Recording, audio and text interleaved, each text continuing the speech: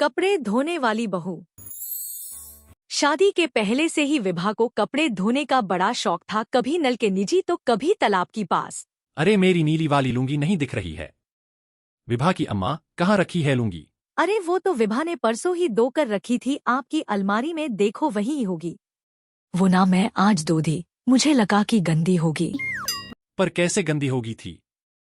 उसे तो मैं पहना भी नहीं। ये भगवान, इस लड़की के कपड़े धोने की आदत से परेशान हो गया हूं मैं। जितना तो घर में राशन नहीं आता उससे कहीं ज्यादा डिटर्जेंट पाउडर का खर्चा है। इसकी शादी करवा दो। शादी जाए अपने घर में ही करेगा, फिर चाहे घर के कपड़े धोने हो या पूरे गाउन के। हाँ ठीक बोल रही हूँ, देखता हूँ मैं कोई लड़का। वो दिन भी आ जाता है जब विभा को देखने लड़के वाले आ जाते हैं। लड़की मुझे अच्छी लगी। होने वाली सास कहती है, बेटी अगर कुछ पूछना है तो पूछ लो। वैसे तो हमारी लड़की बहुत शर्मीली है, जो बोल दो वो मान लेती है। इसे क्या पूछना होगा? अरे कैसी बात कर रही हूँ माँ, मुझे इन लोगों के घर रहना है। सवाल तो कहीं है। हाँ हाँ बेटा पूछ लो ना, क्या पूछना है? आप लोगों की घर कपड़ी कौन धोता है? देखो, अगर तुम ये कहना चाहती हो कि तुम्हें कपड़े धोने नहीं आते तो सुन लो, कपड़े मैं ही धोती हूँ, लेकिन तुम्हारे आ जाने के बाद मैं रुमाल तक नहीं धोने वाली।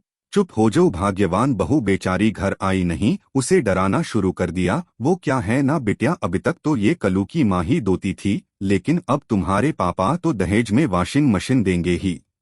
तभी विभा की माँ बोल पड़ती है, सवाल भी पूछा तो क्या? वैसे भाई साहब, मशीन की तो फिर भी कपड़े धोने की कैपेसिटी होती है, मतलब जो बिटिया दे रहे ना विभा, इसे कपड़े धोने का बहुत शौक है। ये आप लोगों के क्या आस पड़ोस, गांव मोहल्ले सबके कपड़े और उफ तक ना करे। बाहर देखा नहीं आपने कितने कपड़े सूख रहे हैं? सब हमारी बिटिया ने ही तो धोए हैं। बस भी करो ना माँ, शर्म आ रही है इतनी तारीफ सुनकर। और तो और एक दाग निकाल कर दिखाओ तो मान जाओ। हा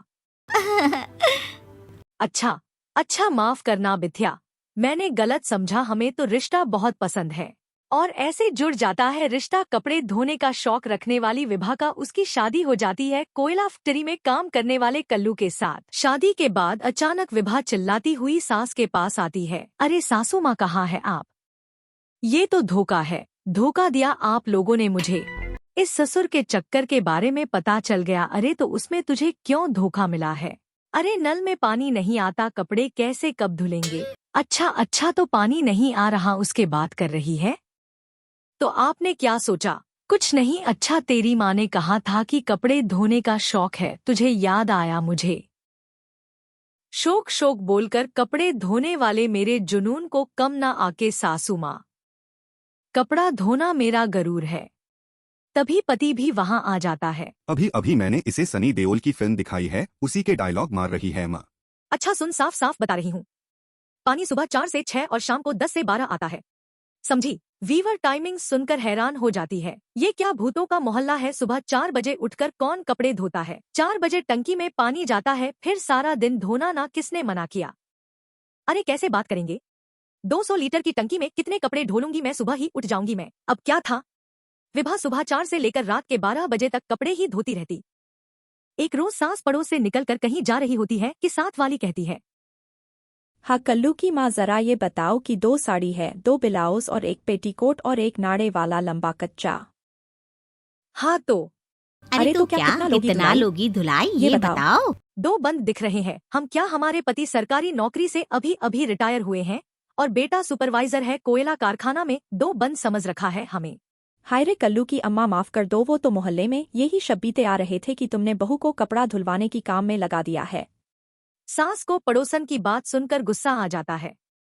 वो घर पहुंचती है जहां घर के बाहर ही इतने सारे कपड़े सूख रहे होते हैं, जीतने की किसी 2 बन के घर पर। अरे ओ कल्लू की दुल्हन, बाहर निकल। मां जी यहीं आ जाओ, बाथरूम में चादर धो रहे हम। अरे अभी हम धोते हैं, तुमको बाहर निकलो। ये आस पड़ोस वाले बोल रहे हैं कि हम बहू से कपड़े धुलवा धुलवा कर उसे कपड़ा धोने वाली बना दिए हैं। अरे छोड़ो ना माँ जी, किन लोगों की बातों में आती हो?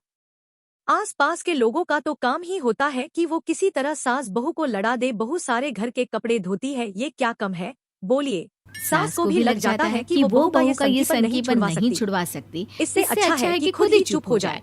एक रोज सास और बहू मंदिर जाते हैं, जहाँ सास की साड़ी वहाँ खड़ी भीख मांगने वाली से मिलती है। मां जी क्या बात है, आपकी साड़ी उस भिखारन से कितनी मिल रही है ना? हाँ, देखो तो दोनों की साड़ी मिल रही है। क्या बात है कल्लू की अम्मा? क्या बात है कल्लू की अम्मा? खुद को तो अफसर की बीवी बताती हो और ऐसी सिंपल सी प्लेन साड़ी पहनकर घूमती हो।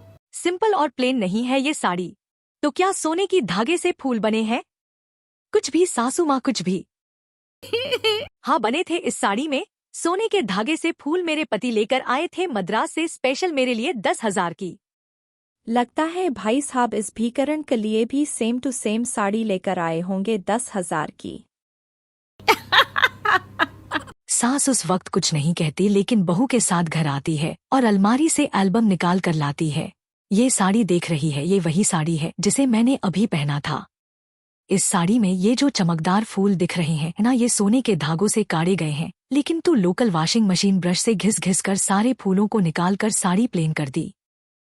मुझे माफ कर दीजिए सासू माँ। और तो और जब मैंने तुझे तेरी गलती के लिए कुछ नहीं कहा, लेकिन तूने तो सबके सामने मेरा मजाक ही बना दिया। क्यों? बहू को समझ में आ जाता है कि अब से उसका कपड़े धोना बंद।